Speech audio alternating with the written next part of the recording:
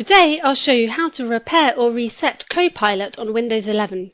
This could be helpful if the app isn't working properly. To do this, click on the window icon, then click on Settings. Select Apps, click on Installed Apps. In the search box type Copilot. You may see either the Copilot app or Microsoft 365 Copilot. Click on the three dots next to the version you want to repair or reset, then choose Advanced Options. Scroll down to the Reset section. Here you'll see options to repair and reset. If the app isn't working correctly, start by selecting Repair. I'll begin by repairing it now. This usually only takes a few seconds.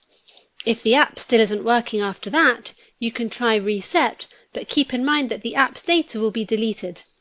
If you have any questions, feel free to leave a comment below the video.